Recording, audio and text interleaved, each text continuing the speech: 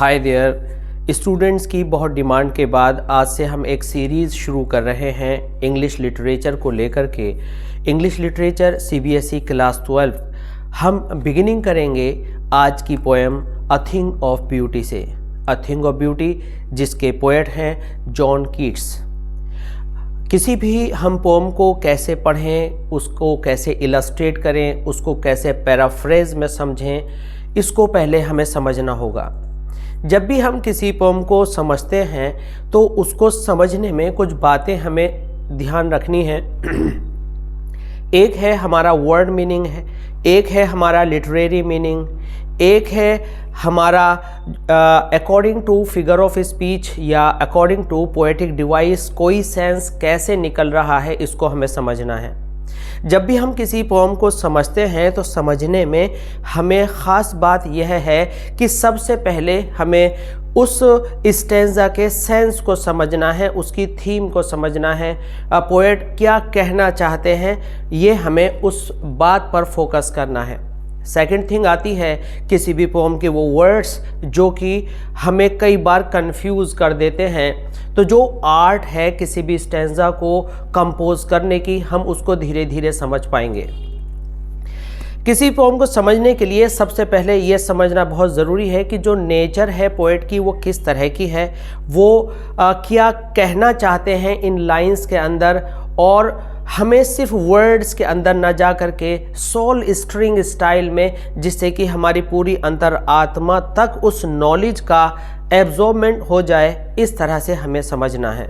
उसको हम अच्छे से इम्बाइब कर लें और एक एक ज़र्रा, एक एक कण, एक एक तत्व पोएम का हम अपने अंदर उतार लें, ये हमारी कोशिश होनी चाहिए।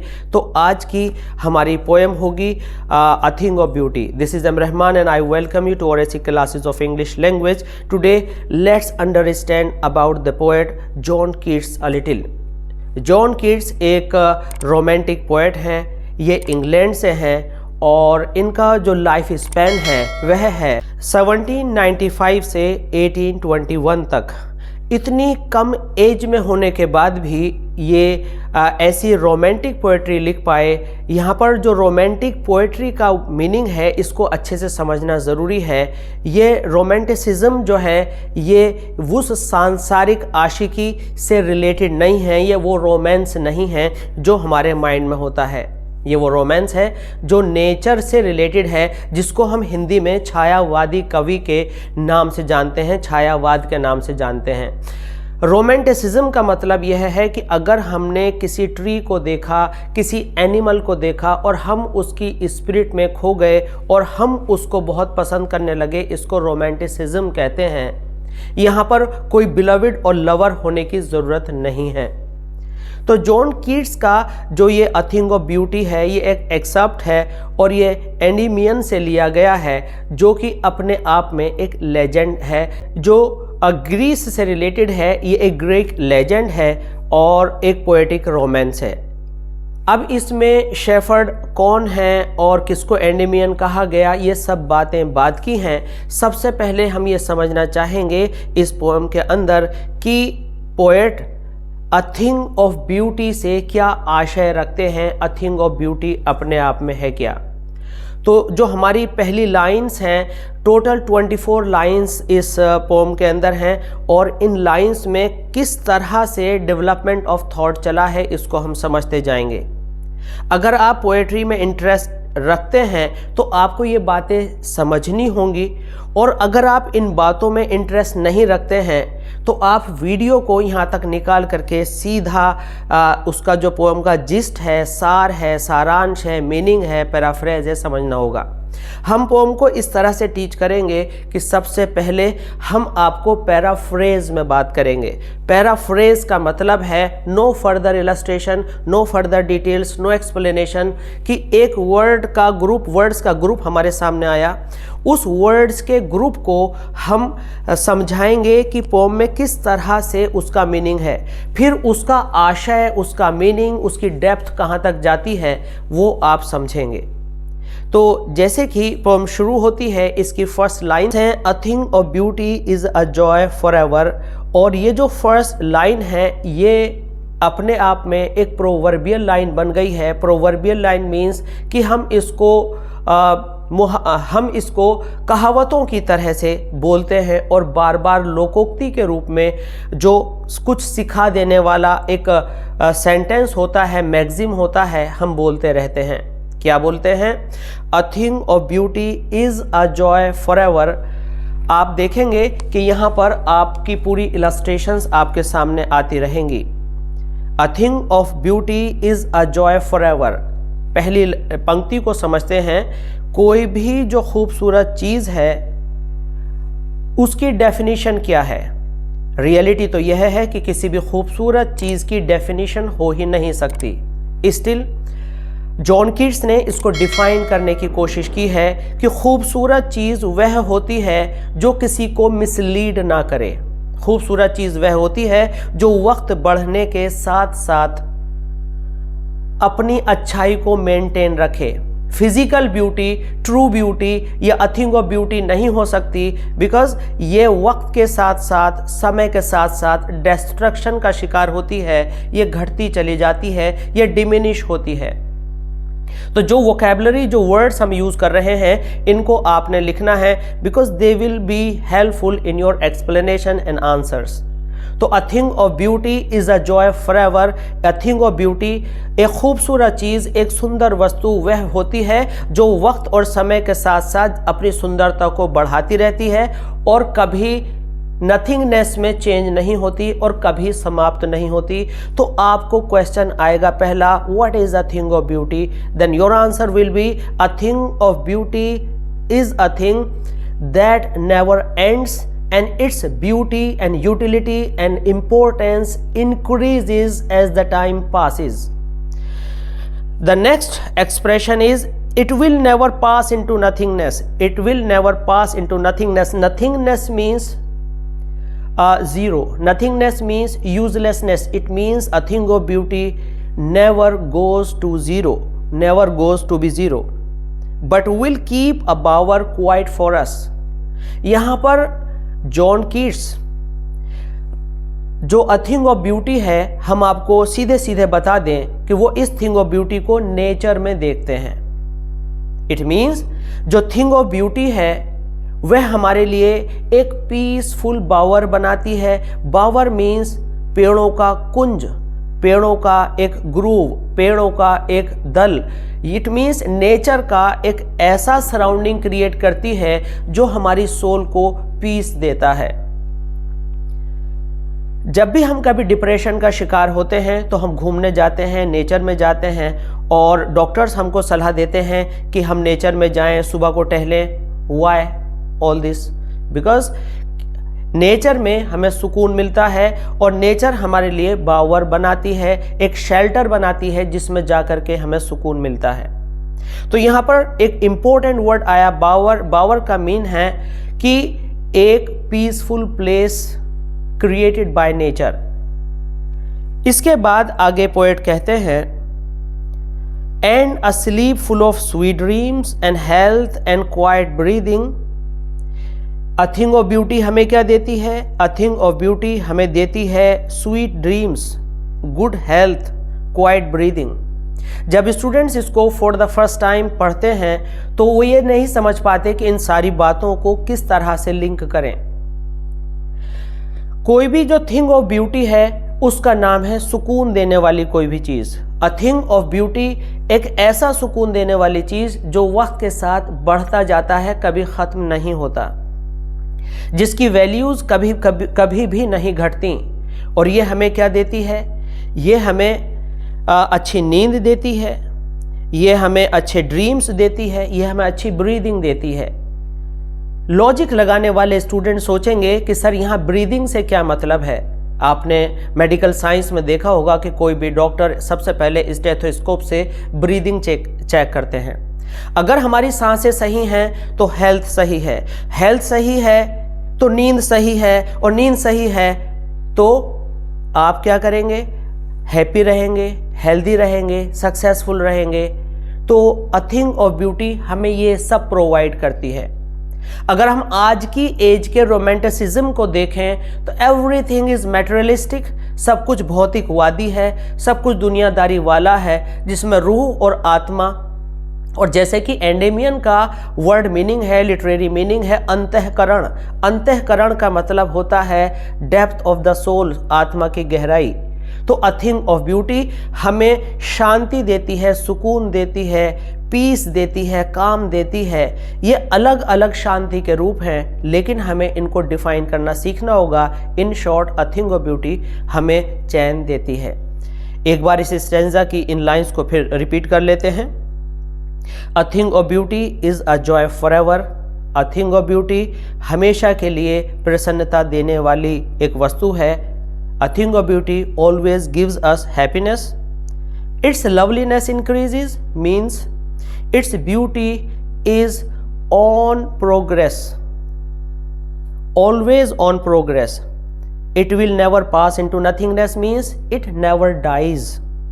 Sometimes आपको एक लाइन दे दी जाती है, what does this line mean, और आपको एक लाइन दे दी गई, it will never pass into nothingness, तो इसका मीनिंग आपके लिए होगा it never dies but will keep a bower quiet for us. ये केवल मरती ही नहीं, समाप्त ही नहीं होती, बल्कि हमारे लिए एक बावर बनाती है, एक शेल्टर बनाती है, जो कि हमें प्रोटेक्ट करता है वर्ल्डली एंग्जाइटी से, डिप्रेशन से, सैडनेस से, मेलैंकोलिक सिचुएशंस से।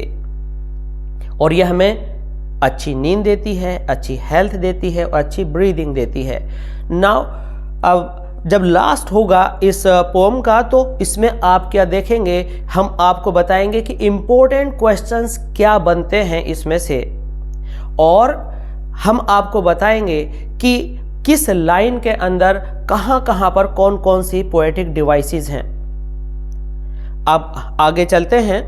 Next stanza begins, therefore on every morrow we are reading a flowery band to bind us to the earth. इस सेकंड स्टैंजा की पहली लाइन में हम देखते हैं therefore मीन्स दैट्स वाई, जिस वजह से, कॉन्सिक्वेंटली, इतने वर्ड्स हमने दिए। अब इन वर्ड्स को आपको लर्न करना है कि आपके आंसर्स में ये वर्ड्स किस तरह से यूज होंगे। इसलिए ऑन एवरी मोरो, मोरो मीन्स कमिंग डे, आने वाला दिन, टुमारो, इसलिए हर आने वाले दिन। आर वी रीडिंग, हम बना रहे हैं मालाएं। यह हुआ हमारा लिटरेरी मीनिंग, लेकिन इसको हमें इस तरह से पढ़ना है, we are connecting our selves to the earth, because यहाँ पर जो पोएट हैं वो अपने आप को अर्थ से जोड़ रहे हैं। नेचर सुकून है, nature a thing of beauty है, और नेचर की तरफ हम लोग लौटने लगे हैं। मैं थोड़ा सा प्रैक्टिकल लाइफ से आपको जोड़ने की कोशिश करूंगा ताकि इस पोएम की स्टैंजास को आप अच्छे से समझ सकें। हमारा जो ये मटेरियलिस्टिक वर्ल्ड है, हम पहले नेचर से निकले, हमने पत्ते बांधना सीखा, आग जलाना सीखा, हमने मनी अर्न करना सीखा, इंडस्ट्रियलाइजेशन हम लाए और अर्बनाइजेशन लाए, मेगा सिटीज़ बनाए, और कमाते कमाते हम ये भूल गए कि हेल्थ, अच्छाई और सुकून भी कोई चीज़ होती है। और जब हम ये भूल गए तो हम डिप्रेशन में आ गए। जब हम डिप्रेशन में आ गए तो हम डॉक्टर्स से मिले, साइकियाट्रिस्ट से मिले, उन्होंने कहा कि आप सुबह को टहलें, नेचर में बैठें, शूज़ उतार कर टहलें, so many things are there. आपने यही करना शुरू किया और आप बड़ी बड़ी कारों के मालिक थे, आप बहुत बड़ी प्रॉपर्टी के मालिक थे। फाइनली क्या हुआ कि जूते उतार कर पैदल टहल रहे थे घास पर। एक बार पूरे सर्किल को दोबारा से नज़र में लाते हैं कि जब हम पूरा पाषाण काल में जीते हैं, प्रिमिटिव एज में जीते थे, तो भी नंगे पैर घुमा करते थे, बिना कपड़ों के होते थे, नेचर में होते थे। और आज सारी मेगा सिटीज़ बनाने के बाद भी we are searching for the forest, we are trying to create for afforestation. What is this, कि हम दोबारा से पेड़ बोना चाहते हैं। That's why the poet says, what does he say? He says, are we reading a flowery band to bind us to the earth? हम आज फिर अपने आप को अर्थ से जोड़ने की कोशिश कर रहे हैं, हम फिर नेचर से कनेक्ट होने की कोशिश कर रहे हैं, बिकॉज हम समझ गए हैं कि nature is the destination where we can find a thing of beauty. Nature ही वह जगह है, चाहे करोड़ों साल बीतें, चाहे हम कितना अपडेट हो जाएं, चाहे हम कितना साइंटिफिकली प्रोग्रेसिव हो जाएं, but a thing of beauty is nature.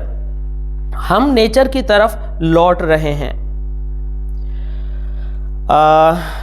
Spite of despondence spite, hate, despondence, dejection, sadness, depression, botheration. Spite of despondence, हम टेंशन्स में घिर करके, बॉदरेशंस में घिर करके, चिंताओं में, स्पाइट नफरत की हद तक घिर करके रह गए हैं। ऑफ इनह्यूमन डर्थ, इस लाइन को जब आप पढ़ेंगे तो आप inhuman dearth of noble natures, तो यहां इनह्यूमन डर्थ को एक साथ नहीं पढ़ेंगे बल्कि आप पढ़ेंगे inhuman dearth of noble natures एक साथ। यहां इनह्यूमन का मतलब अमानवीयता की हद तक, इट मींस एक्सट्रीम लेवल तक डर्थ ऑफ नोबल नेचर्स हो गई है। आज के दौर में अच्छे लोगों के मिलने का डर्थ पड़ गया है, अकाल पड़ गया है। आज का दौर कैसा है? You will be asked a question, you will be given a question, what is the condition, what is the scenario of the current world. तो आप कहेंगे सिनेरियो यह है कि यहाँ पर अच्छे लोगों का अकाल पड़ गया है और स्पाइट, नफरत की वजह से लोग जो है बहुत ही निराशा का शिकार हो गए हैं। Of all unhealthy and over darken ways, और जितने भी हमारे तौर तरीके हो गए हैं अनहेल्दी हो गए हैं। अनहेल्दी का मतलब अच्छे रिजल्ट्स देने वाले नहीं हैं, नैतिकता की तरफ जाने वाले नहीं हैं, बेईमानी से भरे हुए हैं। और बेईमानी का सीधा सीधा सा मतलब होता है अनहेल्दी। अनहेल्दी क्यों? आप किसी भी चीज़ को उठा करके देख लीजिए, जहाँ पर चीटिंग आएगी, जहाँ पर फ्रॉड आएगा, वहाँ हेल्थ हो ही नहीं सकती। चाहे आप इटरीज में देख लीजिए, चाहे आप किसी भी फील्ड में देख लीजिए, in every walk of life, अगर कहीं भी कोई चीटिंग है, कोई धोखा है, डिसीविंग कर रहा है कोई भी, तो वहाँ पर क्या होगा? हेल्थ हो ही नहीं सकती। तो हमारे आज के वेज अनहेल्दी हैं, इट मीन्स दूसरों के लिए सपोर्टिव नहीं है। Over darken ways, over darken ways expression को अगर आपसे पूछा जाए what do you understand by over darken ways, तो ओवर डार्कन वेज का मतलब है ओवर, टू मच, डार्कन, अंधेरा। इट मीन्स हम अज्ञान के अंधकार में इतने घिर गए हैं, we are unable to know what's right and wrong. हमें यह नहीं मालूम कि क्या सही है और क्या गलत। क्वेश्चंस करेंगे स्टूडेंट्स कि सर सही और गलत को ना जानने का क्या है, आप कैसे कह सकते हैं? क्योंकि पोएट्री है आपकी 1795 से 1821 के मध्य की, तो आप लॉजिकल आंसर्स हमसे क्वेश्चन करेंगे कि ऐसा क्यों है। हमने हर चीज़ को ग्रो किया, हमने जितना ज़्यादा सीखा उतना ही हम अलेक्जेंडर पोप की अगर लाइंस को देखें तो उतना ही शक में पड़ते जा रहे हैं। हम प्रोग्रेस कर रहे हैं लेकिन फिर भी सेटिस्फाइड नहीं हैं। हम वर्क कर रहे हैं फिर भी कहीं ना कहीं हमारे माइंड में एक सेटिस्फैक्शन नहीं है। और हम जितना ज़्यादा सीख रहे हैं उतने ही ज़्यादा क्वेश्चंस पैदा हो रहे हैं। तो हम एक ऐसे वर्ल्ड के अंदर आ गए हैं जिसमें अंधेरा ही अंधेरा है और क्लियर रास्ता दिखाई नहीं दे रहा है। यहाँ से बहुत सारी बहस और आर्ग्यूमेंट शुरू हो सकती है कि नहीं हमने प्रोग्रेस की है, we are not going in that direction, हम उसमें नहीं जाना चाहते। तो आज का जो दौर अकॉर्डिंग टू द पोएट जो डिफाइन किया गया है, यहाँ पर क्या है? इनह्यूमन डर्थ, अच्छे लोगों की कमी हो गई है। डेस्पोंडेंस, निराशा है, स्पाइट, नफरत की हद तक। ग्लूमी डेज, जो डेज हैं हमारे उदासी से भरे हुए हैं। अगर आप बहुत एम्बिशियस हैं तो आप कहीं भी थोड़ा सा झटका खाते हैं उदास हो जाते हैं। अगर आप मेरिटोरियस स्टूडेंट्स हैं, कहीं मार्क्स कमाते हैं, उदासी का शिकार हो जाते हैं। अगर आप इंडस्ट्रियलिस्ट हैं और आपका जैसे ही मनी का फ्लो बिगड़ता है आप ग्लूमी हो जाते हैं। तो डिप्रेशन हमारे पीछे भाग रहा है, हमारे सारे वेज ग्लूमी हो गए हैं और हमारी ज़िंदगी क्या बन गई है? Our life has become a point of sorrows. अब इतनी सारी चीज़ों ने हमें यहाँ पर घेर लिया और आगे पोएट कहते हैं a darkened ways made for our searching. इन सारी चीज़ों ने हमें मजबूर किया सर्च करने के लिए एक ऐसी चीज़ को जिसको हम जानते हैं अ थिंग ऑफ ब्यूटी के नाम से। तो अब ये अ थिंग ऑफ ब्यूटी आखिर होती क्या है? हमने एक वर्ड नेचर कहा, अब नेचर को डिफाइन करते हैं। A thing of beauty nature है और नेचर के अंदर इन सारी चीज़ों के बावजूद, yes in spite of all, yes in spite of all means what? In spite of जो एक्सप्रेशन यूज हुई है किसके लिए यूज हुई है, इन स्पाइट ऑफ यूज हुआ है ओवर डार्कन वेज के लिए, अनहेल्दी वेज के लिए, ग्लूमी डेज के लिए, नोबल नेचर्स के लिए। इन सब के बावजूद हम सर्च करते हैं अ थिंग ऑफ ब्यूटी को। अ थिंग ऑफ ब्यूटी की क्या खूबी है, अभी हमने ऊपर पढ़ा था कि ये कभी फिनिश नहीं होती और इसकी ब्यूटी कभी घटती नहीं है। Some shape of beauty moves away the pall. Pall means sheet. Sheet means आवरण. आवरण means चादर। ये जो a thing of beauty है, जो हमारी आत्मा के ऊपर एक दुख की चादर की तरह से लिपट गई है, a thing of beauty उसको रिमूव करती है। It means a thing of beauty हमें परेशानी के समय में, कष्टकारक समय में उसका निवारण करते हुए हमें चैन, सुकून और आत्म शांति देती है।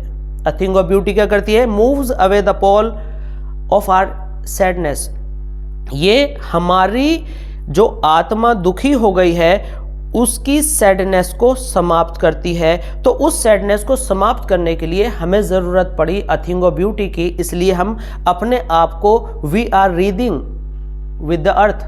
तो रीडिंग का मतलब कनेक्टिंग विद द अर्थ। हम पृथ्वी की तरफ वापस लौट रहे हैं और इस पॉल को दूर करने में नेचर की कौन कौन सी बातें हमें सर्च करनी है, कौन कौन सी वस्तुएं सर्च करनी है। Such the sun, the moon, the old trees, the young, the sprouting shady बून।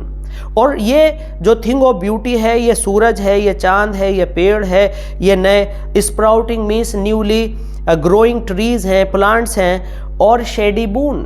आपने देखा होगा कि जब चिलचिलाती गर्मी में, स्कॉर्चिंग हीट में आप किसी ग्रूव ऑफ ट्रीज़ के नीचे पहुंचते हैं और उसकी शेडो में आपको, उसकी शेड में इतना चैन मिलता है, वो इतनी नेचुरल जब हवा आपकी बॉडी को लगती है तो लगता है कि सारा जो हमारा साइंटिफिक वर्ल्ड है, मे बी एसीज हैं, वो भी फेल हो जाते हैं। तो वैसे ही अ थिंग ऑफ ब्यूटी हमें परेशानी के समय में चैन देती है, सुकून देती है। और जितनी मैन मेड थिंग्स हैं, वर्ल्डली थिंग्स हैं, दे आर बियॉन्ड कंपैरिजन। वो इस कंपैरिजन से I think they can't be compared, उनको कंपेयर नहीं किया जा सकता है। तो नेचर में क्या है, आपसे पूछा जाएगा what are the things in nature that are considered as a thing of beauty, then your answer will be the sun, the moon, the trees, the young and old, sprouting shading boon. जो पेड़ उग रहे हैं वे सब, उसके अंदर for simple sheep, उसके अंदर भेड़ भी हैं, एंड सच आर डैफडिल्स, फूल हैं, with the green world they live in, और वे फूल जिस जंगल में रहते हैं वे भी अ थिंग ऑफ ब्यूटी है।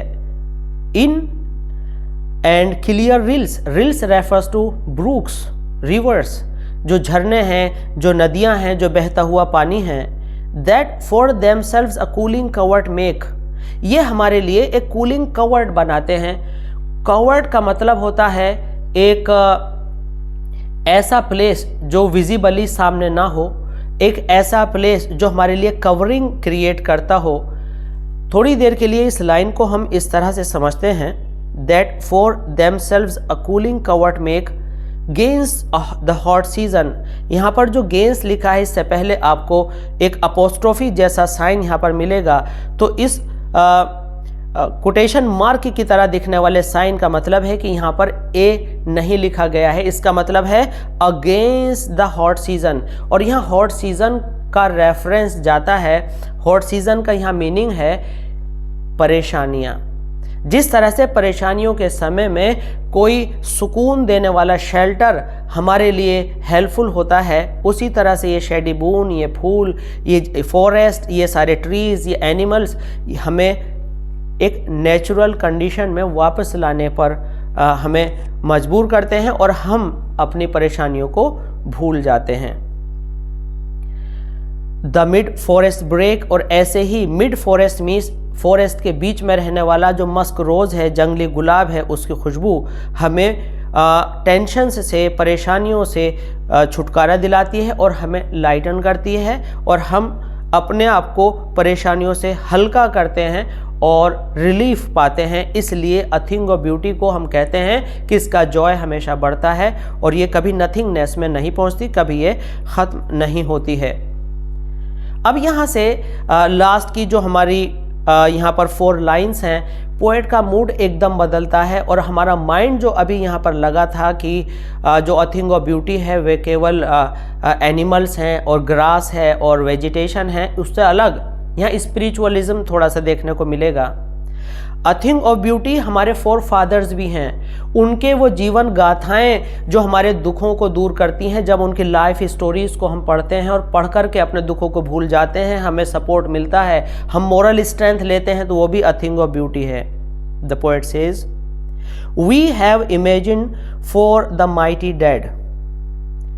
इससे पहले एक लाइन है, and such too is the grandeur of the doom. And such too, और ऐसे ही है, ग्रैंड्यूअर हमारे महान महापुरुष, हमारे फोरफादर्स।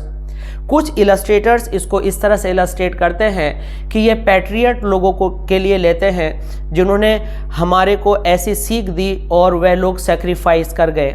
हम इसको इस तरह भी ले सकते हैं, ये सारे वो हमारे फोरफादर्स हैं। Grandeur means of grand level, doom means who are no more, जो आज जिंदा नहीं हैं। इट मीन्स हमारे वो फोर फादर्स जो आज जिंदा नहीं हैं।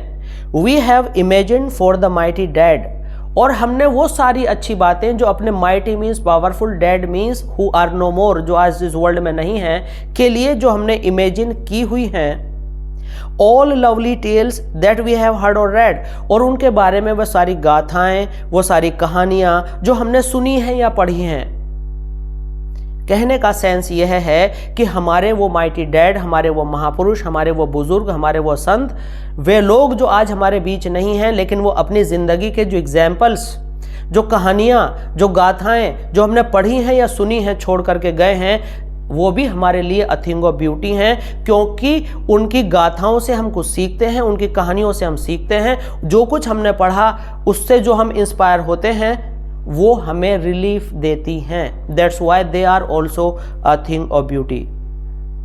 N endless fountain of immortal drink. Endless means जिसकी एंडिंग ना हो, इमोर्टल मीन्स जो हमें कभी समाप्त ना होने दे या खुद समाप्त ना हो। ड्रिंक मीन्स पेय पदार्थ, यहाँ अमृत कह सकते हैं, अर्थात वे मरने के बाद भी अपना जीवन लीला समाप्त होने के बाद भी उनकी कहानियाँ, उनके एक्शंस, उनकी स्टोरीज जो कुछ हमने सुनी हैं या पढ़ी हैं, वह आज भी हमारे लिए इमोर्टल ड्रिंक बन गई हैं। इमोर्टल ड्रिंक बन गई है मीन्स कि हम आज भी, जैसा कि अ थिंग ऑफ ब्यूटी के बारे में कहा गया, ना तो ये कभी ख़त्म होती है और ना ही इसकी सुंदरता घटती है, इसलिए इसको यहाँ अमृत से, इमोर्टल ड्रिंक से, एलिक्सिर से, नेक्टर से जोड़ा गया है। दैट्स वाई कि उन लोगों की जो टीचिंग्स हैं उन्होंने हमें जीने के लिए एक फिर रिन्यू कर दिया है, हमें स्ट्रेंथन कर दिया है, एक पुनर्ऊर्जा दोबारा से दे दी है। An endless fountain of immortal drink pouring unto us, pouring means उंडेलना, unto us हमारे ऊपर, from से the heavens bring, स्वर्ग के किनारे से। It means आज वे इस धरती पर, इस जमीन पर ना होते हुए भी उनकी कहानियों और उनकी गाथाओं के रूप में जो इंस्पिरेशंस हमें वो स्वर्ग के किनारे से बहा रहे हैं, आसमान से जो अमृत रूपी वर्षा हमारे ऊपर हो रही है, वह हमारी ज़िंदगी को हमारी निराशाओं से बाहर निकालने के लिए कारगर है। यहाँ पर फिर वही बात साबित होती है, अ थिंग ऑफ ब्यूटी हैं वो लोग जो आज नहीं हैं। इवन आफ्टर दिस उनकी कहानियाँ, उनकी एग्जाम्पल्स हमें यह सीख दे रहे हैं, हमारे लिए एक बावर है, एक शेल्टर है, और हमें रिलीफ दे रहे हैं और हमारे लाइफ को अगेन ब्यूटीफाई कर रहे हैं। तो वो अ थिंग ऑफ ब्यूटी हैं। लास्ट में एक बार रिवाइज करते हुए चलते हैं। अ थिंग ऑफ ब्यूटी ऐसी ब्यूटी है जो कभी समाप्त नहीं होती, एंड इट्स लवलीनेस इंक्रीजेज, इसकी लवलीनेस बढ़ती जाती है। It will keep a bower quiet for us, ये हमारे लिए एक ऐसी शरण, एक ऐसी शेल्टर बनाती है जिससे हमें हेल्थ गिविंग बातें मिलती हैं, चीज़ें मिलती हैं, जैसे sweet dreams, health and quite breathing. इसलिए हम हर आने वाले कल, आने वाले समय में अपने आप को अर्थ से जोड़ रहे हैं, क्योंकि इस अर्थ के ऊपर नफरत से निराशा बेइंतहा बढ़ गई है, अच्छे इंसानों की कमी हो गई है, अंधकार और दुख चारों तरफ फैला हुआ है, और अनहेल्दी वेज हैं, स्वस्थ प्रतिस्पर्धा नहीं है, इन सारी चीज़ों ने मेड फॉर आर सर्चिंग हमें मजबूर किया अ थिंग ऑफ ब्यूटी को ढूंढने में, इन सारी इन स्पाइट ऑफ ऑल परेशानियों के बावजूद। और हम कोई शेप ऑफ ब्यूटी ढूंढने निकले जो हमारी पॉल ऑफ सैडनेस को, इस दुख की चादर को, इस दुख के आवरण को दूर कर दे। और ये हमें मिला कहाँ पर? सूरज में, चांद में और नेचर में, जिसमें पेड़ हैं, पौधे हैं, शेडी बून हैं। शेडी बून हमें एक ऐसा वरदान जहाँ जाकर के चैन मिलता है। इसमें हमारे इनोसेंट एनिमल्स हैं, डैफोडिल्स हैं और क्लियर रिल्स हैं, नहरें हैं, नदियां हैं, पानी है, हवा है, जंगली फूल हैं। ये हमारे लिए कूलिंग कवर्ड इस दुखद समय में एक सुखद अनुभूति को हमारे अंदर पैदा कराते हैं। इसी तरह से पोएट आगे बात करते हैं कि वे लोग जो आज हमारे बीच नहीं हैं, हमारे फोरफादर्स हैं, वे लोग ग्रैंड हैं और वह हमारे लिए एक सोर्स ऑफ इंस्पिरेशन है जो हमें दुखों से एक हैप्पीनेस की तरफ लेकर के जाते हैं। और उनके बारे में जो भी कहानियाँ हमने सुनी हैं या पढ़ी हैं वो हमारे लिए एक सोर्स ऑफ इंस्पिरेशन है। और ऐसा लगता है जैसे हेवन के ब्रिंक मीन्स आसमान से वो आज भी अमृत रूपी वर्षा हमारे ऊपर कर रहे हैं। इट मीन्स उनकी सारी बातें इमोर्टल ड्रिंक हैं और ऐसा इमोर्टल ड्रिंक हमारे लिए हेल्थ गिविंग होगा, हमारे लिए पीस गिविंग होगा और ये कभी समाप्त नहीं होगा। तो ये था इस पोएम का एक्सप्लेनेशन ना कहें तो हम कहेंगे कि हमने पैराफ्रेज के रूप में इसको आपको समझाया। अगले पार्ट में आप देखेंगे कि इसके अंदर कौन कौन से पोएटिक डिवाइसेस हैं, कौन कौन से फिगर्स ऑफ स्पीच हैं और इससे अलग आपको आंसर्स कैसे देने हैं, किस तरह से क्वेश्चन को अंडरस्टैंड करना है, बात करेंगे इसके अगले पार्ट में। अगर आपने अभी तक भी हमारे चैनल को सब्सक्राइब नहीं किया है तो सब्सक्राइब करें, लाइक करें, शेयर करें। मिलते हैं जल्दी इसी तरह की दूसरी वीडियोज़ में। Thanks for being with us. Thanks a lot.